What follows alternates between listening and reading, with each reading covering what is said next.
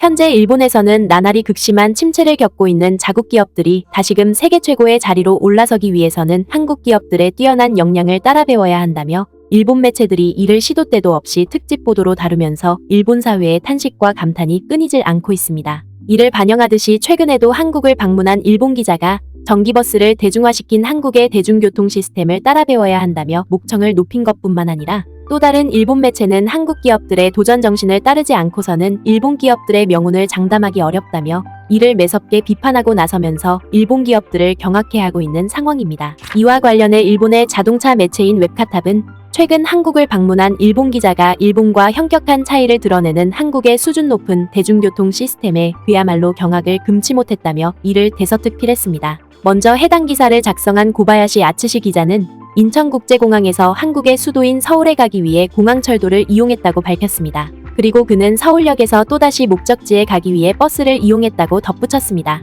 특히 고바야시 기자는 버스를 탑승하기 위해 사용했던 한국의 대중교통 카드는 비단 버스뿐만 아니라 지하철까지 무료 환승할 수 있을 만큼 매우 편리하다고 극찬했습니다. 또한 고바야시 기자는 이번 서울 방문 과정에서 가장 놀란 것은 한국 국민들이 전기버스와 전기자동차를 대중적으로 이용하고 있는 것이었다고 밝혔습니다. 실제로 그는 세계 최초로 전기버스를 양산의 상용 운행에 투입시킨 곳은 한국이라는 점을 감안할 때 전기버스가 서울시를 뒤덮고 있는 것은 어찌 보면 당연할 수밖에 없다고 극찬했습니다. 뒤이어 고바야시 기자는 현재 서울에서 운행되는 전기버스 모델은 주로 한국의 현대차와 미국의 에디슨 모터스를 비롯해 중국의 BYD가 생산하는 버스가 대다수를 이루고 있는데 특히 그 중에서 현대차의 일렉시티가 디자인 측면이나 성능 측면이나 모두 월등한 수준을 자랑한다고 소개했습니다. 그도 그럴 것이 고바야시 기자는 직접 전기버스를 탔을 때 현대차의 일렉시티 버스만큼 탑승감이 뛰어난 전기버스는 없었다고 밝혔습니다. 여러 노선이 달리는 간선도로에서 버스를 타고 서울중앙역을 거쳐 일정 거리 떨어진 버스 정류장 사이를 왕복하는 코스를 돌기 위해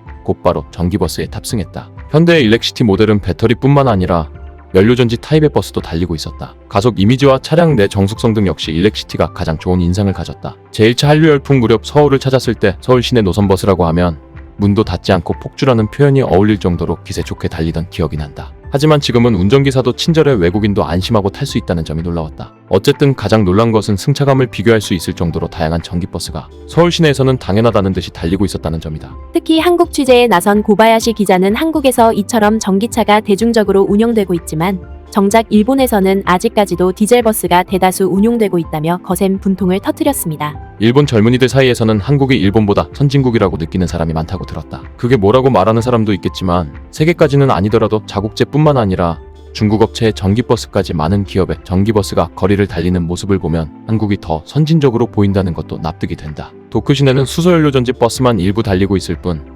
나머지는 액화천연가스 버스도 아닌 디젤 엔진버스가 신차로 교체되고 있는 것이 현실이다. 그리고 또 다른 한편에서는 한국의 대중교통뿐만 아니라 한국 기업들 또한 오늘날 일본 기업들은 도저히 넘볼 수 없는 세계 인류로 자리매김하고 있다며 일본 매체가 이를 특집 뉴스로 다루면서 일본 사회에 큰 충격을 안겨주고 있는 상황입니다. 이와 관련해 지난 5월 1일 일본 현지 매체인 재팬타임스는 한국 기업들은 일본 기업들을 밀어내고 명실상부 동아시아 산업을 대표하는 위상을 과시하고 있다며 일본 정부와 일본 기업들의 각성을 촉구했습니다. 그러면서 재팬타임스는 거두절미하고 현재 벌어지고 있는 미국과 중국의 극심한 패권 경쟁은 미국 정부가 반도체와 배터리 분야에서 중국 제품을 배척하려는 움직임을 가속화하고 있고 이는 결과적으로 같은 분야에서 중국보다 월등한 제품을 생산하고 있는 한국 기업들에게 미국이 더욱더 의존할 수밖에 없는 구조를 만들고 있다고 보도했습니다. 더군다나 일본 매체는 세계 최고의 기술력을 가진 한국 기업들이 이제는 반도체와 배터리뿐만 아니라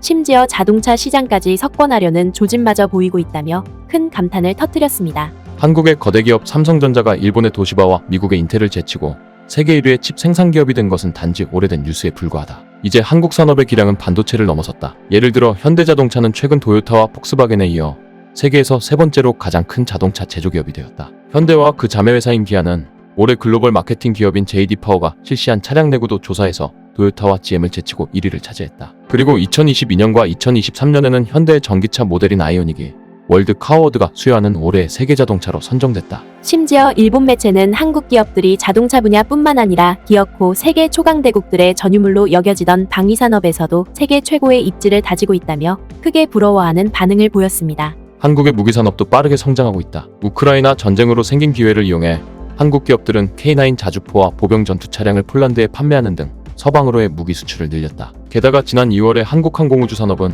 말레이시아 정부의 18대 전투기를 판매하는 계약을 확정했다. 2014년에 삼성의 화학사업을 인수한 이후 급성장한 하나그룹은 이제 군함과 잠수함도 생산하는 국내 최고의 조선사인 대우조선해양을 인수할 것으로 예상된다. 하지만 일본 매체인 재팬타임스는 한국의 산업이 여기까지만 급성장했다고 생각했다면 큰 오산이라고 지적했습니다. 바로 한국의 바이오 산업 또한 지난 2019년에 발생한 글로벌 보건위기 이후로 비약적인 성장세를 기록하고 있다는 것입니다. 실제로 이 매체는 1990년대까지만 하더라도 한국 기업들에게 있어서 바이오 산업은 그야말로 그림의 떡과 다름없을 정도로 절대 넘볼 수 없는 거대한 장벽이었다고 보도했습니다. 그러나 이 매체는 숱한 좌절을 경험하면서도 자국의 바이오 산업을 세계 인류로 키워내겠다는 한국 기업들의 굳은 일념은 기어코 보건위기를 통해 엄청난 매출 신장을 기록할 만큼 경이적인 성장세를 이어오고 있다고 보도했습니다.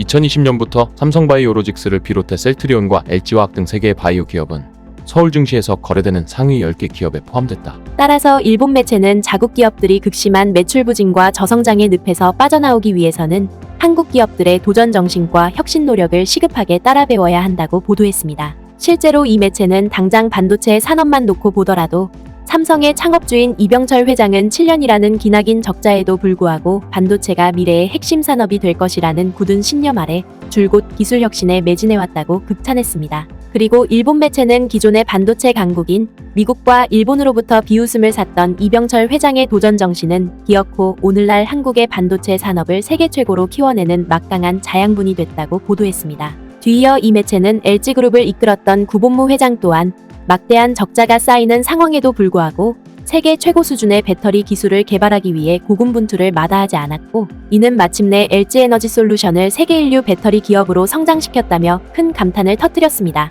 또한 이 매체는 한국의 가정기업들이 한때 세계 1위를 구가하던 일본의 가정기업들을 깊은 수렁으로 내몰 수 있었던 것도 혁신과 도전을 끊임없이 이어왔기 때문에 가능했다고 보도했습니다. 예를 들어 디지털 혁명이 자리를 잡으면서 한국 기업은 최첨단 제품을 개척할 수 있었고 일본 기업은 아날로그 기술에 짓눌렸다. 2000년대에 삼성과 LG가 미국과 유럽 시장에서 세계 최초로 디지털 TV를 출시했을 때 일본 기업들은 여전히 고화질 아날로그 TV를 판매하려고 시도했다. 소니는 오랫동안 최고의 TV 제조기업이었지만 이미 디지털로 전환한 글로벌 시장에서 경쟁할 수 없었다. 따라서 일본 매체인 재팬타임스는 오늘날 막다른 길에 내몰린 일본 기업들이 다시금 세계 시장을 석권하기 위해서는 한국 기업들처럼 당장의 손실에 급급하기보다는 세계 최고의 첨단 기술을 확보하기 위해 끝없는 도전에 나서야 한다고 조언했습니다. 결국 일본 매체의 이러한 감탄은 변변한 자원도 없는 상황에 굴하지 않고 오로지 세계 인류로 성장하겠다는 목표로 끈질긴 투자와 연구 혁신을 이뤄내왔던 우리 기업들이 오늘날 일본 매체마저 탐복시킬 만큼 엄청난 위용을 갖춰왔음을 매우 사실감 있게 증명해주고 있습니다.